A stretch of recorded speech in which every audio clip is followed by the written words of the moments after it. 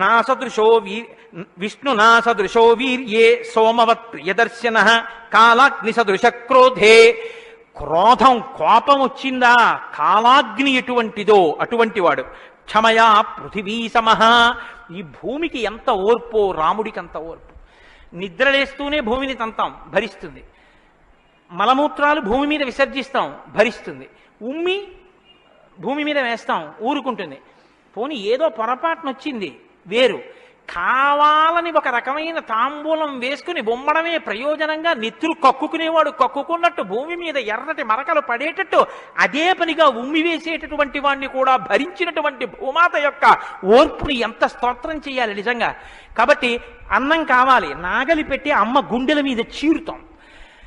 ఇల్లు కట్టుకోవాలి, శంకుస్థాపన పేరుతో గుణపాలు పెట్టి అమ్మ గుండెల మీద గుచ్చుతాం. ఆఖరికి ఇంత సంపాదించి ఇంత కీర్తి తెచ్చి మా నాన్నగారు, మా బాబాయ్ గారు, మా మేనమావ, మా ఆయన ఇన్ని బంధుత్వాలు పెట్టుకున్న వాళ్ళు ఆ ఊపిరి ఆగిపోగానే తీసుకెళ్లి బయట చిరిగిపోయిన బొంతో చాపో వేసి పడుకోబెట్టి కొత్త చాప తెచ్చి 4 కర్రలకేసి తాడేసి కట్టి తీసుకెళ్లిపోతుంటే ఆఖరణ పుచ్చుకునేది ఈ తల్లి ఒక్కతే. ఎవ్వరు ఇంట్లో ఒక్క రాత్రి కూడా ఉంచుకోరు. యావత్ పవనో నివసతి దేహే తావత్ పృచ్చతి కుశలంగేహే గతవతి వాయౌ దేహాపాయే భార్యా బిభ్యతి తస్మిన్ కాయే అంటారు శంకర భగవత్పాదులు. అటువంటి ఈ తల్లిది ఎంత ఓర్పో. ఎన్ని అపచారములు చేసినా కూడా కడుపులో పెట్టుకునేటటువంటి అమ్మ స్వరూపమైనటువంటి భూమికి ఎంత ఓర్పు ఉందో అంత ఓర్పు కలిగిన వాడయ్యా రామచంద్రమూర్తి. కాబట్టి ధనదేన సమస్యాగే సత్యే ధర్మ ఇవాపరః. కుబేరుడు ఎంతటి ధనవంతుడో అంతటి మహానుభావుడు, అటువంటి త్యాగం ఉన్నవాడు. సత్యే ధర్మ ఇవాపరః. సత్యము ధర్మము ఒకదాన్నొకటి ఎలా కాపాడుకుని రక్షించుకుంటాయో అలా రక్షించి కాపాడగలిగినటువంటి వాడు. తమేవం గుణ సంపన్నం రామం సత్యపరాక్రమం. ఇన్ని గుణములు కలిగినటువంటి రామచంద్రమూర్తి సాక్షాత్తుగా సత్యపరాక్రముడైనటువంటి వ్యక్తి. ఆయన పరాక్రమం సత్యమే పరాక్రమముగా కలిగినటువంటి వాడు. అటువంటి వాడు రామచంద్రమూర్తిని ఆ రాముని యొక్క కథని సంక్షేపంగా చెప్పారు. సంక్షేపంగా అంటే వివరంగా కాదు, బాగా గుర్తుపెట్టుకోండి. వివరంగా చెప్పలేదు, కేవలం ఏదో విహంగ వీక్షణం అంటారు చూసారా, ఒక్కసారి స్థాళీపులాక న్యాయంగా ఒకసారి అలా చెప్పేశారు. అది ఎంత తేలిగ్గా చెప్పేశారంటే సజగామ వనం వీర ప్రతిజ్ఞామనుపాలయన్ పితుర్వచన నిర్దేశాత్ కైకయ్యా ప్రియకారణాత్ అంటూ. కానీ సంక్షేప రామాయణ శ్లోకాలండి అవి నిజంగా మంత్రాలే. దశరథ మహారాజు గారు లేక లేక లేక లేక సంతానం కలగలేదని బెంగపెట్టుకుని అశ్వమేధయాగం చేసి తత్పాపాన్ని పోగొట్టుకుని పుత్రకామేష్టి చేస్తే యజ్ఞపురుషుడు ఆవిర్భవించి ప్రసాదాన్నిస్తే ఆ పాయసాన్ని అనురూపలైనటువంటి తన భార్యలు స్వీకరిస్తే పెద్ద భార్య అయినటువంటి కౌసల్యాదేవి యొక్క గర్భాన్ని జనించినటువంటి సాక్షాత్తు విష్ణుస్వరూపుడైన ధర్మాత్ముడైన రామచంద్రమూర్తి పినతల్లి అయిన కైకమ్మ 14 సంవత్సరములు అరణ్యవాసం చేసి రాజ్యాభిషేకాన్ని విడిచిపెట్టుకోవాలి రామచంద్రమూర్తిని 2 వరములు రాత్రికి రాత్రి దశరథ మహారాజు గారిని అడ్డుపెట్టి నిగ్రహిస్తే తండ్రిని సత్యవాక్యమునందు నిలబెట్టడం కోసమని రామచంద్రమూర్తి రాజ్యాన్ని పరిత్యజించి నారవస్త్రాలు కట్టుకుని చెప్పులు కూడా విడిచిపెట్టి మహానుభావుడు అరణ్యానికి బయలుదేరి వెళ్ళిపోతున్నారు. ఆ వెళ్ళిపోతున్నటువంటి సమయంలో రామశ్చ దయితా భార్య నిత్యం ప్రాణ సమాహిత జనకస్య కులే జాతా దేవమాయేవ నిర్మిత సర్వలక్షణ సంపన్నా నారీణాముత్తమావధ సీతాప్యనుగత రామం శిశిలం రోహిణీ యథా. సాక్షాత్తుగా దేవమాయయే లోకంలో ఉన్న సౌందర్యమంతా రాశీభూతమై ఒక స్త్రీ రూపంలో వచ్చిందా అన్నంతగా కనపడేటటువంటి సీతమ్మ తల్లి, జనక మహారాజు గారి యొక్క పుత్రి, అయోనిజ అయినటువంటి తల్లి, స్త్రీలలో ఉత్తమమైనటువంటి రత్నంగా చెప్పబడినటువంటి తల్లి, సర్వలక్షణ సంపన్న అయినటువంటి సీతమ్మ చంద్రుణ్ణి రోహిణి ఎలా అనుసరిస్తుందో అలా కష్టసుఖాల్లో నీతో కలిసి ఉంటాను తప్ప నేను అంతఃపురంలో ఉండను అని చెప్పి రామచంద్రమూర్తితో కలిసి అరణ్యవాసానికి బయలుదేరింది. సోదరుడైనటువంటి లక్ష్మణుడు కూడా రామచంద్రమూర్తితో బయలుదేరాడు. ముగ్గురు అరణ్యవాసం చేస్తున్నటువంటి సమయంలో చిత్రకూట పర్వతం మీద ఉండగా తనకి రాజ్యం కావాలని భరతుడు కోరకపోయినా తల్లి వరం చేత రాజ్యాన్ని పొందడానికి అర్హుడైన భరతుడు మేనమామ గారి ఇంటి నుంచి తిరిగి వచ్చేసరికి దశరథ మహారాజు గారు ప్రాణాలు విడిచిపెడితే నాకు ఈ రాజ్యం వద్దని భరతుడు శత్రుఘ్నుడితో వశిష్ఠుడితో తల్లులతో కలిసి చిత్రకూట పర్వతం దగ్గరికి వెళ్ళి అన్నా రామా నాకొద్దు, ఈ రాజ్యం నువ్వే తీసేసుకోమని ఎంత నిగ్రహించినా ధర్మాత్ముడు సత్యవాక్య పరిపాలకుడైనటువంటి రామచంద్రమూర్తి నా తండ్రిని లో నిలబెట్టడం కోసం నేను ఈ వనవాసానికి వచ్చాను తప్ప నాకు ఈ రాజ్యం అక్కర్లేదని స్వీకరించడం మానేసి తన పాదుకలను తీసుకెళ్లి భరతుడికి ఇస్తే భరతుడు పాదుకలను పట్టుకుని నందిగ్రామానికి వచ్చి సింహాసనం మీద పెట్టి రాజ్యం చేస్తుంటే మహానుభావుడు చిత్రకూట పర్వతం మీదే ఉన్నట్టయితే వచ్చినటువంటి తల్లులు సోదరులైనటువంటి భరత శత్రుఘ్నులు జ్ఞాపకానికి వస్తారని చిత్రకూటాన్ని విడిచిపెట్టి దండకారణ్యంలో ప్రవేశించి ఉన్నటువంటి సమయంలో అక్కడ ఉన్నటువంటి రాక్షసులలో ఒకటి అయినటువంటి శూర్పణక వచ్చి రామచంద్రమూర్తి యొక్క తమ్ముడైన లక్ష్మణుడు లేదా సంక్షేప రామాయణం ప్రకారం రాముడంటే లక్ష్మణుడు చేసిన పని రాముడు చేసినట్టే.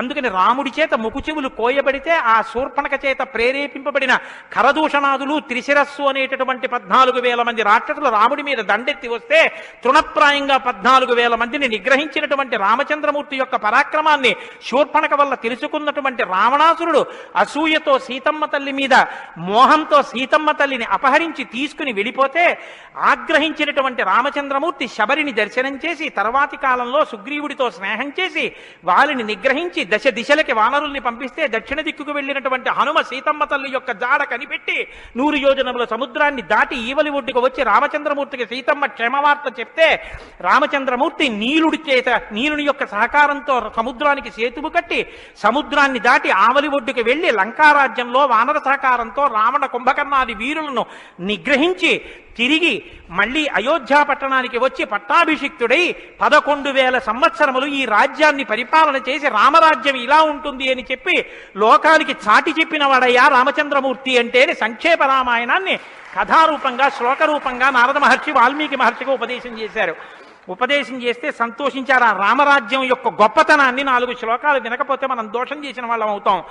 ప్రహృష్టముదితో లోకస్తుష్ట పుష్ట సుధార్మిక నిరామయో హ్యరోగస్యా దుర్భిక్ష భయవర్జిత న పుత్రమరణం కించిత్ ద్రక్షంతి పురుషః క్వచిత్ నార్యాశ్చా విధమా నిత్యం భవిష్యంతి పతివ్రతాః న చాగ్నిభయం కించిత్ అప్సుమజ్యంతి జంతవః న మాతజం భయం కించిత్ నాపి జ్వరకృతం తథా న చాపి క్షుద్భయం తత్ర న తస్కర భయం తథా నగరాణి చ రాష్ట్రాణి ధనధాన్యయుతాని చ నిత్యం ప్రముదితాః సర్వే యథా కృతయుగే తథా అశ్వమేధశతైర్రిష్ట తథా బహుసువర్ణకైః.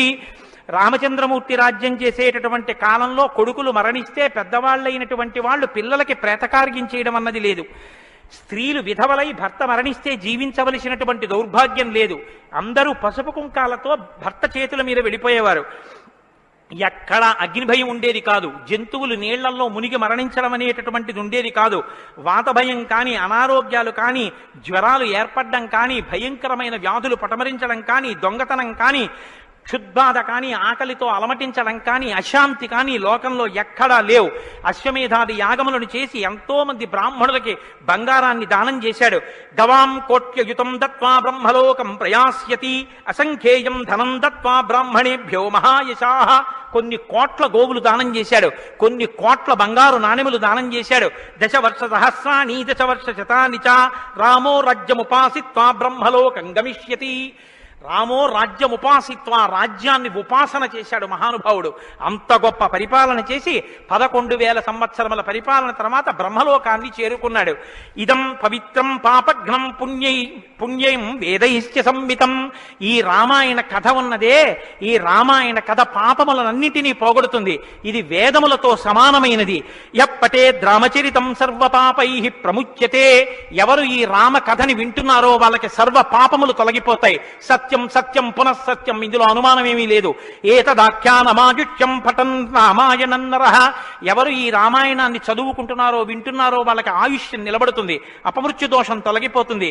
సపుత్ర పౌత్ర సగణః ప్రేత్య స్వర్గే మహీయతే. పుత్రుల్ని, కొడుకుల్ని, మనవల్ని చూసిన తర్వాత 3 తరాలు చూసిన తర్వాత సంతోషంతో సుఖశాంతులతో ఇహమనందు జీవించి ఆఖర్ర తేలికగా శరీరం నుంచి ప్రాణం విడిపోయి జీవుడు సంతోషంగా భగవన్నామం చెప్తూ స్వర్గలోకాన్ని చేరుకుంటాడు.